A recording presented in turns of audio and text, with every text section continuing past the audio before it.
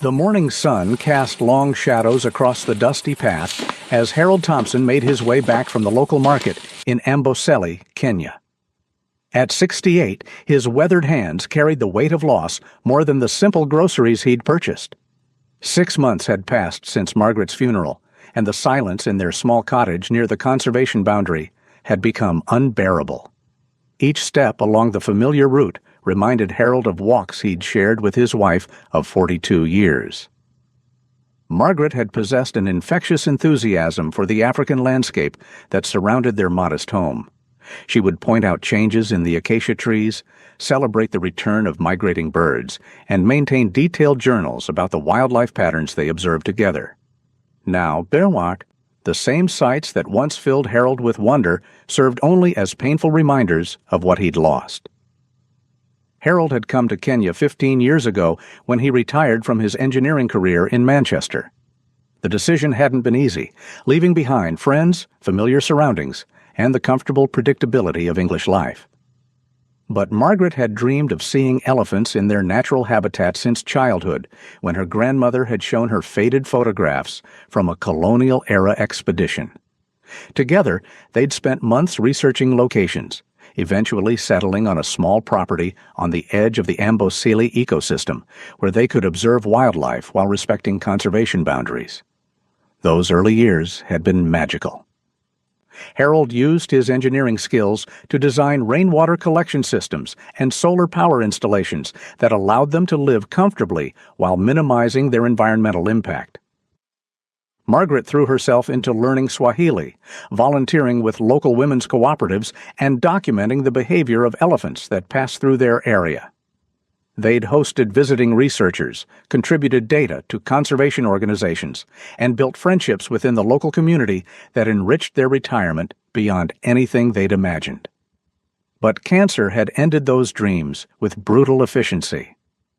Margaret's diagnosis came suddenly, during what should have been a routine checkup during one of their annual trips back to England.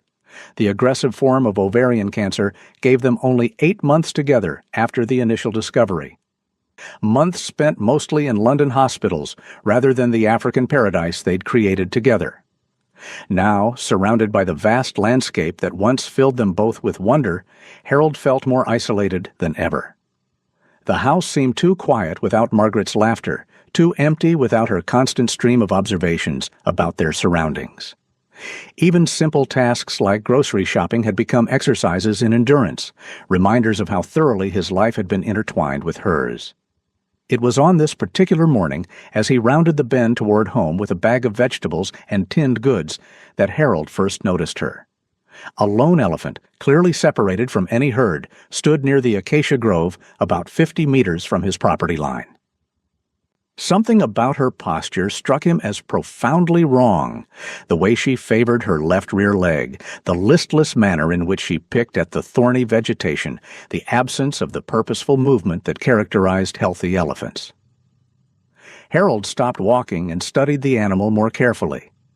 During his 15 years in Kenya, he'd observed hundreds of elephants, learning to read their body language and recognize signs of distress.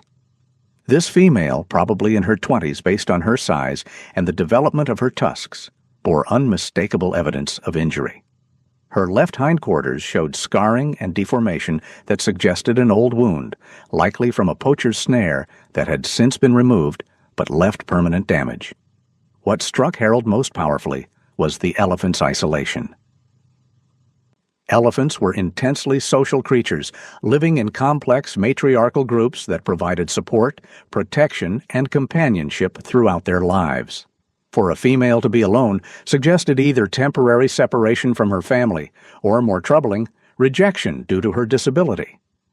Harold had read enough about elephant behavior to know that severely injured animals sometimes couldn't keep up with the herd's movements and were eventually left behind, a harsh but necessary adaptation for group survival. For 3 days, Harold watched from his veranda as the elephant lingered in the same area. She moved slowly, deliberately, never venturing far from the same cluster of trees. Her feeding was inefficient and seemed to cause her pain. She couldn't rear up on her hind legs to reach higher branches, couldn't move quickly enough to access the best vegetation before other animals claimed it. On the fourth morning, she was gone, and Harold felt an unexpected pang of disappointment. The elephant's absence affected Harold more than he'd anticipated. Over the previous 3 days, watching her struggle had given him something to focus on besides his own grief. Her presence had provided a routine: morning observations from the veranda, afternoon checks to see if she'd moved, evening assessments of her condition. Without that structure, the emptiness of his days became overwhelming again. But she returned the following week, this time settling even closer to his property. Harold found himself studying her routine with increasing attention, noting how she struggled to reach resources that healthy elephants accessed with ease. Her left rear leg was clearly compromised, causing her to move with an awkward, three-legged gait that limited her mobility and efficiency. More concerning, she seemed to be losing weight, her ribs becoming more visible beneath skin that was developing the dull appearance associated with poor nutrition. Something about her solitary struggle reminded Harold of his own recent months. Like the elephant, he was isolated from his natural social group, struggling to perform basic tasks that had once been effortless, moving through his environment with pain and difficulty. The parallel wasn't lost on him: two displaced creatures trying to survive in a world that had suddenly become unwelcoming. That evening, Harold made a decision that would change both their lives. He loaded a wheelbarrow with carrots, bananas, and sweet potatoes from his garden and wheeled it to the edge of his property. Maintaining a respectful distance of about 30 meters, he arranged the food in a neat pile near the acacia grove where the elephant spent most of her time, then retreated to his house. By morning, every piece of food was gone. Harold felt a surge of satisfaction unlike anything he'd experienced since Margaret's death. For the first time in months, he'd accomplished something that mattered, helped another living being in a concrete and meaningful way. The elephant's acceptance of his offering felt like communication, acknowledgement that his gesture had been both noticed and appreciated. The pattern established itself gradually over the following days. Each evening, Harold would prepare fresh produce from his garden and the local market, wheel it to the designated spot, and retreat to observe from a distance. Each morning the food would be consumed, leaving only scattered fragments and the massive footprints that confirmed his visitor's identity. He never saw her eating, but the evidence of her nightly visits accumulated: broken branches where she'd moved through the undergrowth, compressed earth where she'd rested, the subtle signs of an elephant's passage that Harold was learning to read. On the 10th day of this routine, Harold decided to modify his approach. Instead of leaving the food and immediately retreating, he would remain outside, pretending to tend his garden while keeping the feeding station in his peripheral vision.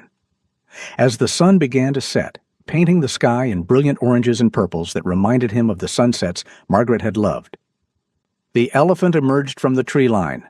Harold's heart hammered against his ribs as she approached the food cautiously, her massive head swiveling to scan for threats. He remained motionless, bent over his tomato plants with hands that trembled slightly from excitement and nervousness.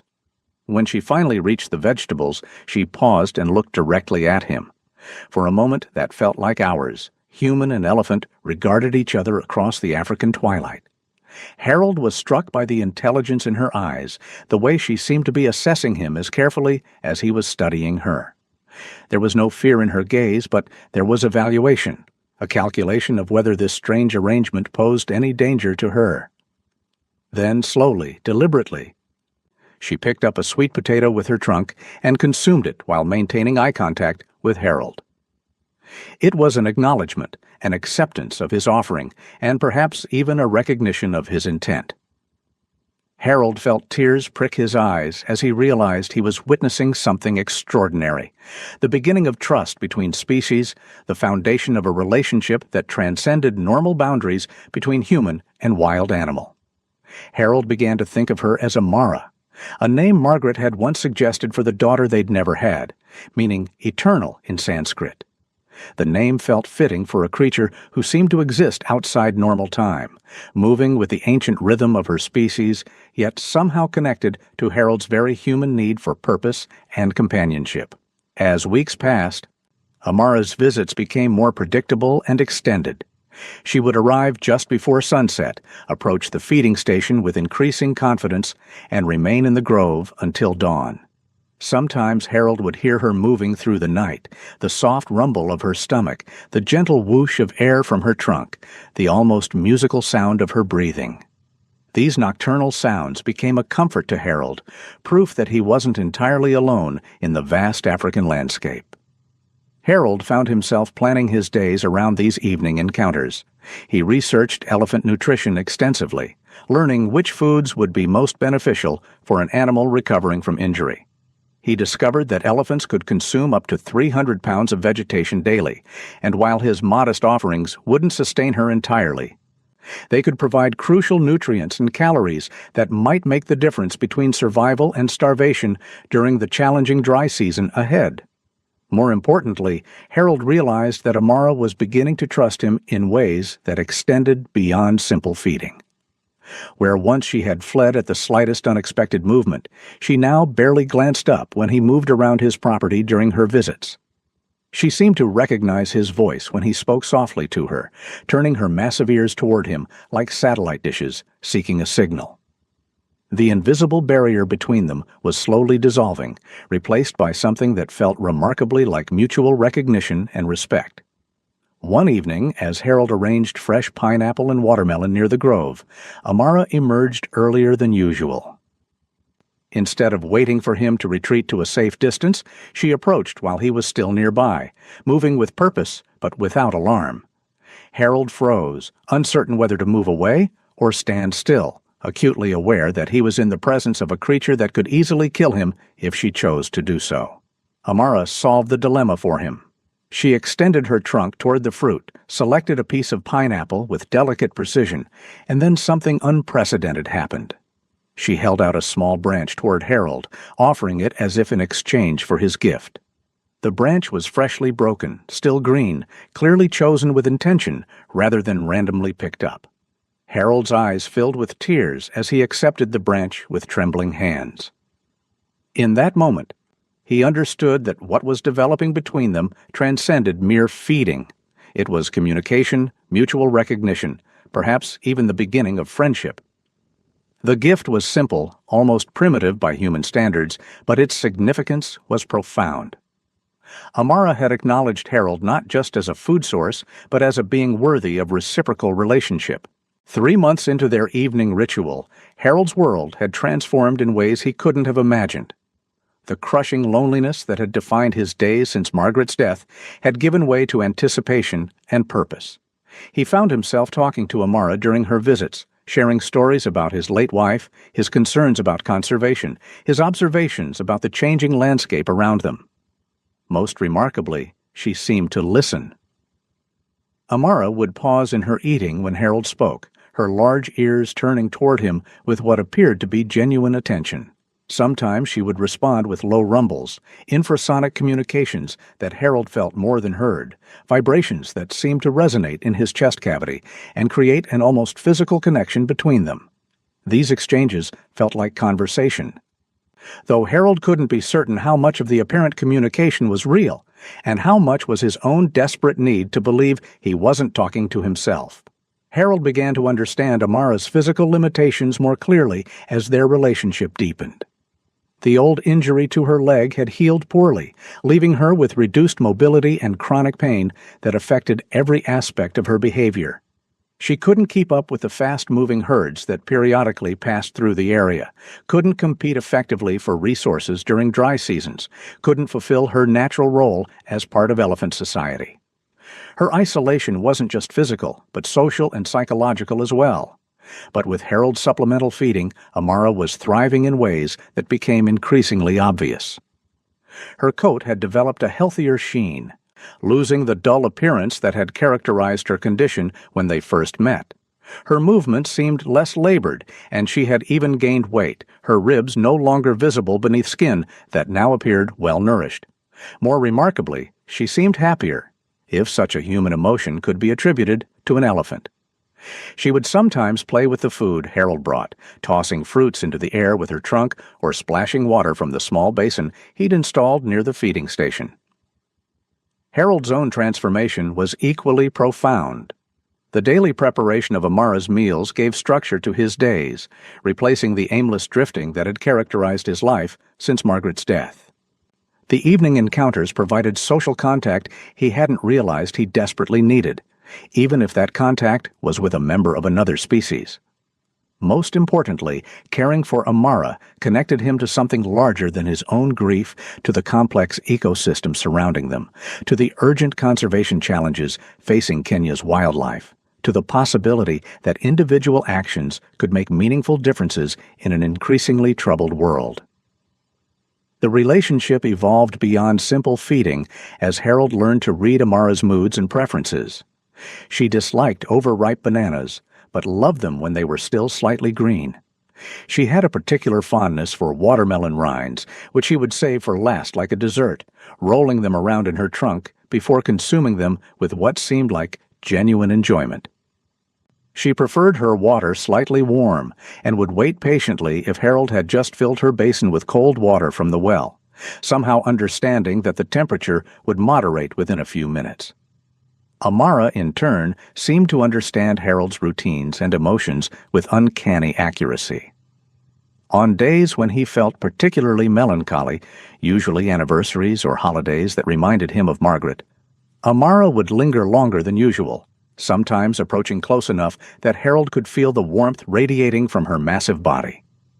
During these moments, she would stand quietly nearby, not feeding or moving, simply present in a way that felt like companionship rather than mere proximity.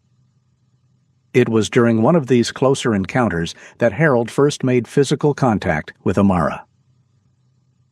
She had been reaching for a mango that had rolled slightly beyond her comfortable range, stretching her trunk awkwardly due to her injured leg and clearly struggling with the movement. Without thinking, Harold stepped forward and rolled the fruit closer, bringing it within easy reach. As he stepped back, Amara's trunk brushed against his arm in what might have been accidental contact or might have been intentional acknowledgement. The touch lasted only seconds, but Harold was amazed by the texture, surprisingly soft despite its obvious power, warm and slightly damp, incredibly sensitive based on the delicate way Amara manipulated objects with it.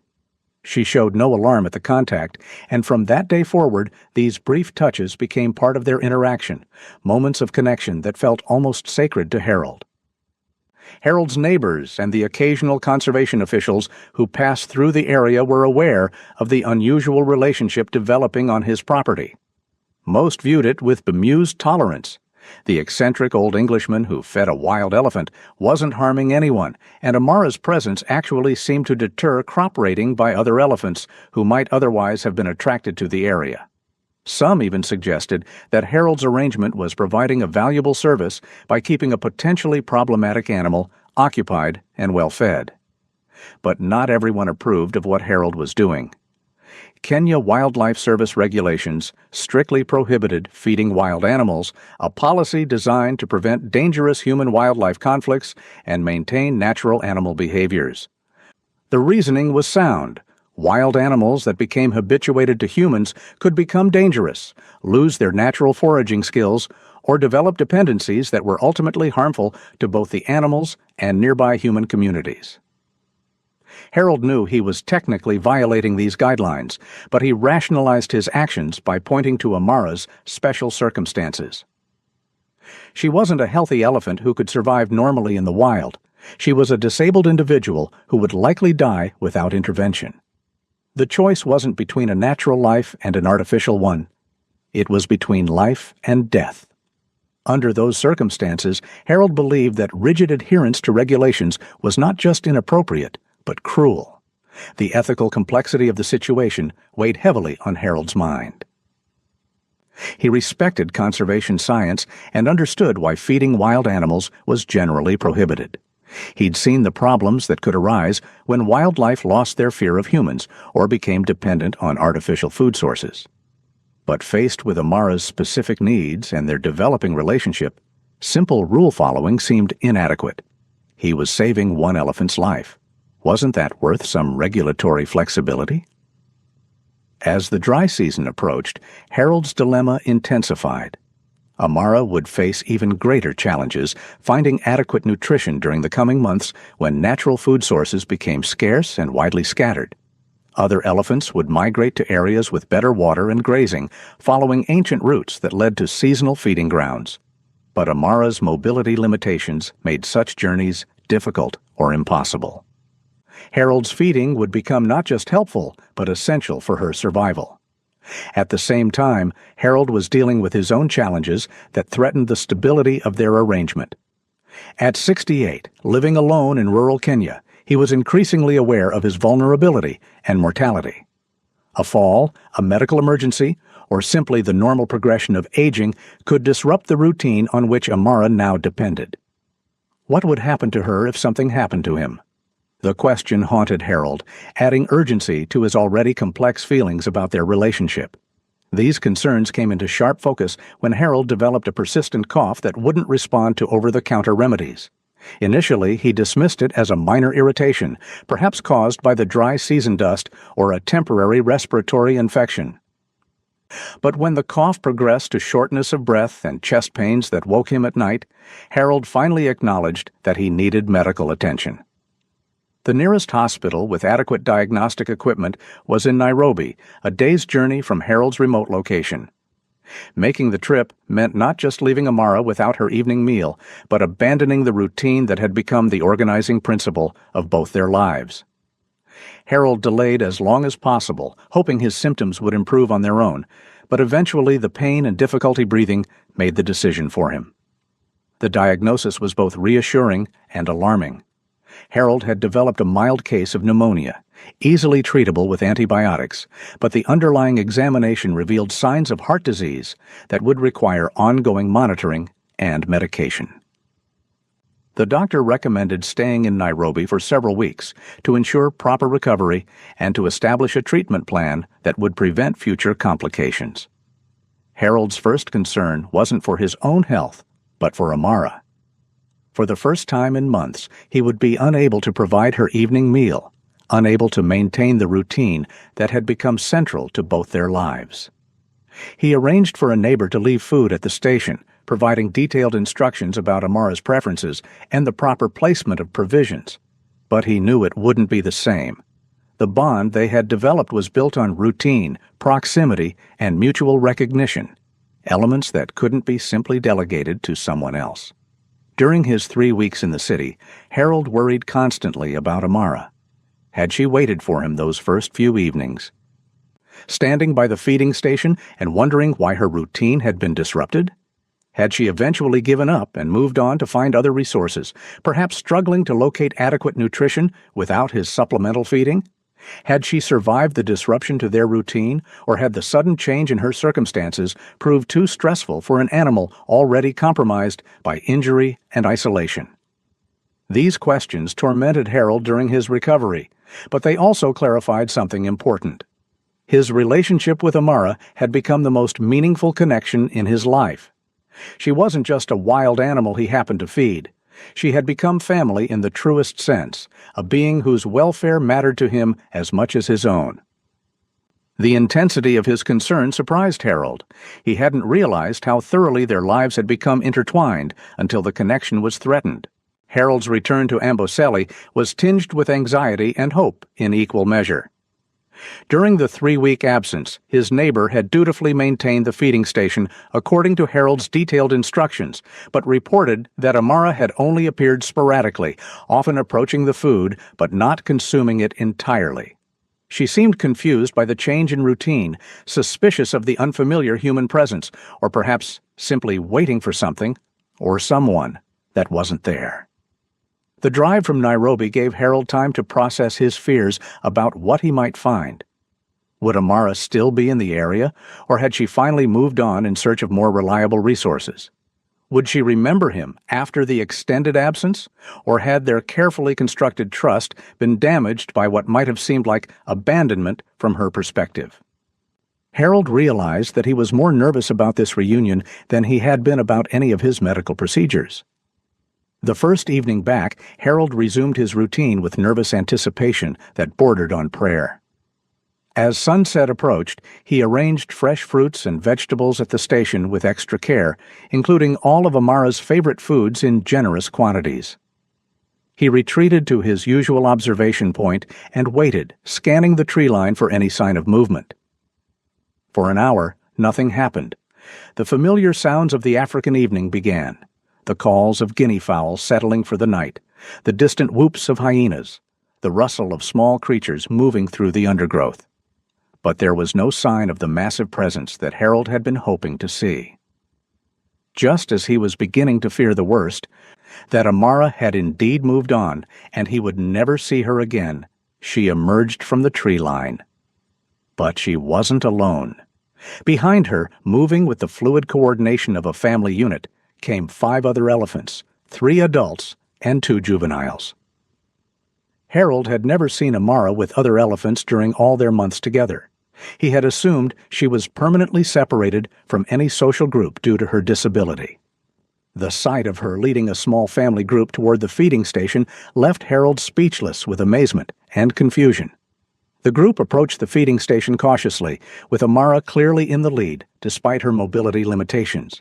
She moved with confidence and purpose, her body language suggesting that she was guiding the others to a familiar and safe location. Harold watched in fascination as she consumed some of the food he had provided. But then something remarkable happened. She began guiding the others to share the feast, using gentle touches with her trunk and low vocalizations that Harold could barely hear. Amara introduced her family to the bounty that Harold had been providing. She seemed to be explaining the situation, demonstrating that this food source was safe and reliable, worthy of their trust and attention. The other elephants followed her lead, initially cautious but gradually relaxing as they realized there was no threat associated with this unusual arrangement. Harold watched in amazement as the elephants shared the food peacefully, with the adults ensuring the juveniles received adequate portions before satisfying their own hunger. It was his first glimpse into the sophisticated social dynamics that governed elephant relationships, the cooperation, communication, and mutual care that defined their communities. The scene was both beautiful and educational, revealing aspects of elephant behavior that Harold had only read about in scientific literature. As the group fed, Amara kept looking toward Harold's position with what seemed like intentionality. Finally, she separated from the others and approached closer than she ever had before, stopping just a few meters away where Harold could see her clearly in the fading light. In the gathering darkness, Harold could see something held delicately in her trunk, something she had been carrying but not consuming. Slowly, almost ceremonially, Amara placed the object on the ground between them and stepped back. The gesture was unmistakably deliberate, clearly intended as an offering or gift rather than random behavior. Harold approached cautiously and discovered an extraordinary sight. A pristine white flower, unlike anything he had seen in the local flora. The petals were perfectly formed, with an almost luminescent quality in the twilight that made them seem to glow with their own inner light. Harold had lived in Kenya long enough to recognize the significance of what Amara had brought him. The flower was a rare desert rose bloom, found only in the most remote areas of the ecosystem and blooming only after significant rainfall. These flowers were notoriously difficult to find, even for experienced botanists, hidden in rocky outcroppings far from human habitation and lasting only a few days before withering in the harsh African sun.